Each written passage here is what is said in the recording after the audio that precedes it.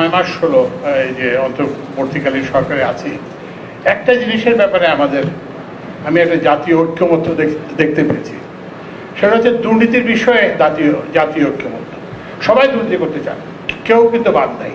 রাজনীতিবিদ, আমলা, অধ্যাপক, কেউ বাদ নেই। আপনাকে একটা উদাহরণ নেই, আপনারা দেখবেন যে প্রথম আলোতে একটা সংবাদ এসছে যে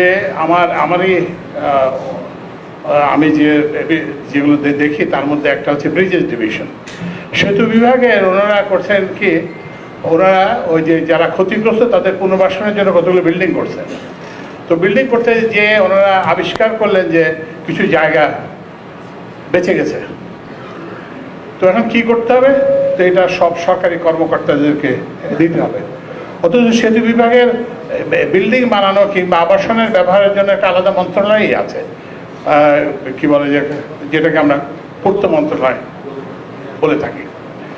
এখানে সবাই মানে যেসব ব্যাপারে অকল্পনীয় ছিল, যে ক্যাবিনেট সচিবরা পর্যন্ত এই অন্যায় উপঢৌকন তারা গ্রহণ করেছেন, বিশ্ববিদ্যালয়ের শিক্ষকরা এই অন্যায় উপঢৌকন গ্রহণ করেছেন। এবং এই যে আমরা যে অফিসে আছি, আমার সঙ্গে তো এখন রাজনীতিবিদরাও দেখা করেন, কিন্তু কেউই কিন্তু চান না যে দুর্নীতির অবসান হোক। সবাই চান যে দুর্নীতি চলুক, তবে দুর্নীতিটা এবার আমাকে করার সুযোগ দিতে হবে। সবাই বলে দেখেন ফ্যাসিস্ট আমলে তো জানেনই তো ব্যবসা করতে পারি নাই, এখন একটু খেয়াল রাখবেন। তো আমরা সে পথে যাচ্ছি না। আমরা চেষ্টা করতেছি যে অর্থনীতিতে প্রতিযোগিতা সৃষ্টি করা। আমরা যেই ব্যবসা করবো পারবেন, প্রতিযোগিতা হবে যেখানে। আমরা সব কিছু উন্মুক্ত করে দিয়েছি। আগে দেখতেন যে বিদ্যুৎ খাতে আলোচনার মাধ্যমে কাকে বিদ্যুৎ প্রকল্প দেওয়া হবে ঠিক করা হতো, আমরা ওই আইনটাই বাতিল করে দিয়েছি।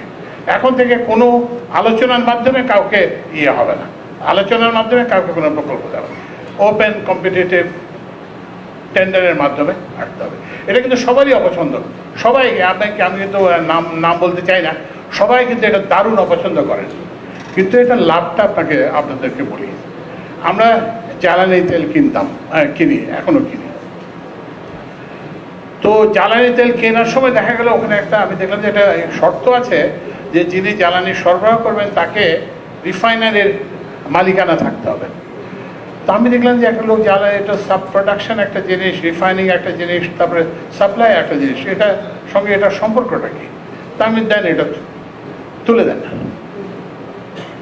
এটা তুলে দেওয়া হলো, এবং এই শুধুমাত্র এইটা তুলে দেওয়ার ফলে আগে 4 জন প্রতিযোগী বিড করতেন, এখন 12 জন প্রতিযোগী বিড করেন। এবং ওই যে জানেন আপনার জ্বালানি তেলের একটা ইন্ডেক্সের সঙ্গে মূল্য থাকে, কিন্তু একটা প্রিমিয়াম থাকে, সেই প্রিমিয়ামটা 35% লোয়ার, এবং এইটা অ্যানুয়ালাইজ বেসিসে 1500 কোটি টাকা কম। তো প্রতিযোগিতার সুফল হচ্ছে জনগণ পায়, কিন্তু সবাই কিন্তু প্রতিযোগিতার বিরুদ্ধে।